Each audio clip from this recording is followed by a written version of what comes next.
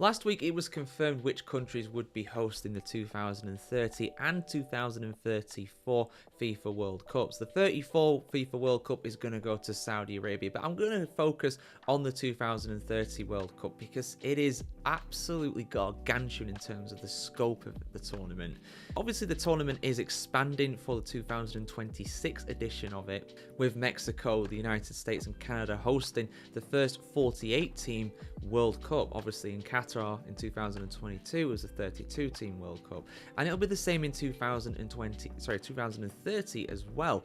But the actual hosts of this tournament are, I mean, it's just incredible what they're trying to do here, and not in a good way if I'm being honest. So I just wanted to go through the hosts of this tournament and who, obviously, as well, which cities are going to be hosting games in the 2030 World Cup, because instead of just being in one country or two countries or three countries, this is across 3 continents, 6 nations in total. You've got Portugal and Spain from UEFA in Europe, you've got Morocco from CAF, the African Federation, and you've also got Argentina, Paraguay and Uruguay from CONMEBOL, which is just, yeah, I mean, I've made my thoughts on this very clear when I spoke about how, you know, the World Cup was bought by Saudi Arabia for 2034, and the fact that this is across 3 different continents is part of the reason how, you know, part of the way they've done it really, which, if I'm being totally honest, they probably didn't need to do, but they did anyway. So, but anyway, let's have a look at the venues of this tournament. Now, obviously, a lot of things can change. There's a few expansions that have to take place between now and then. We've got 6 years of, well,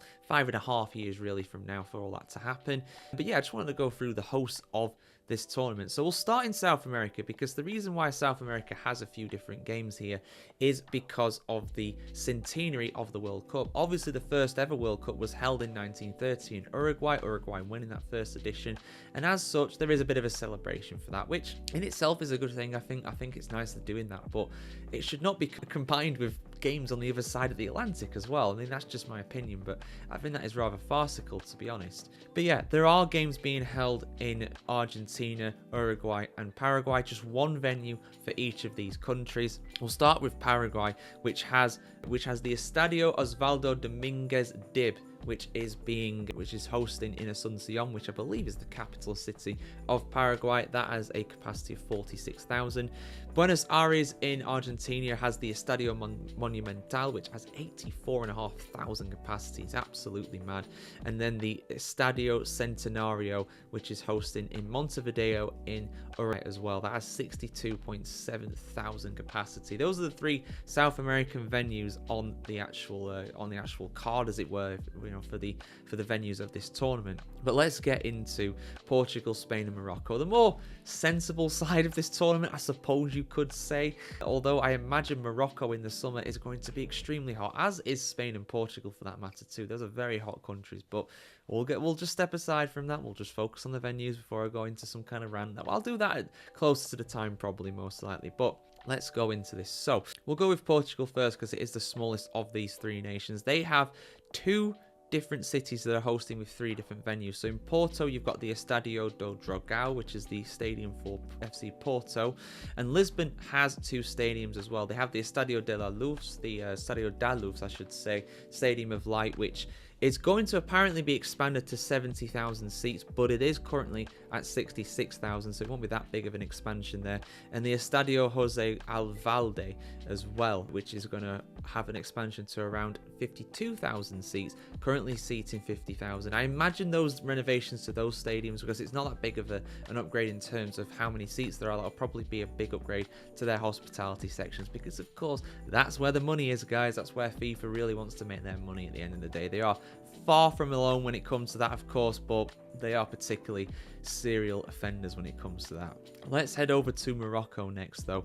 They have 6 different cities that are hosting in this tournament. Agadir has the Agra Stadium. That has a 45,000 capacity.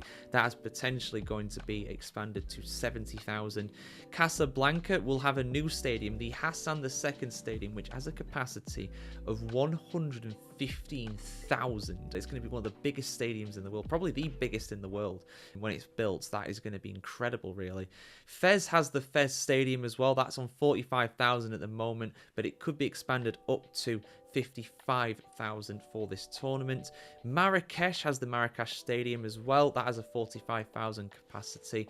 Rabat has the Prince Moulay Abdallah Stadium, which is a new stadium that has a capacity of 65,000. And there's also Tangier as well, which has the Ibn Battuta Stadium, which is currently on 65,000, but that could be expanded to 75,000 for this tournament. Next up is Spain. Spain has the most venues out of any in this World Cup tournament. We'll start with A Coruña, which has the Estadio Riazor, which is the home of Deportivo La Coruña, if you guys know that team. I think they're in the Spanish Segundo division at the moment. They're recovering though. They could well be back in La Liga by that time. That has a capacity of 34,000 at the moment, but it could be expanded to 40,000 by the end of it. At Barcelona, obviously Barcelona's going to host some games here. The Camp Nou is currently being worked on, and apparently will have a capacity of 105,000 when it's done. That's going to be absolutely gargantuan. What a stadium that is, by the way. There is also in Barcelona, there is the Stage Front Stadium, which I believe is that the home of Espanyol. It is the home of Espanyol.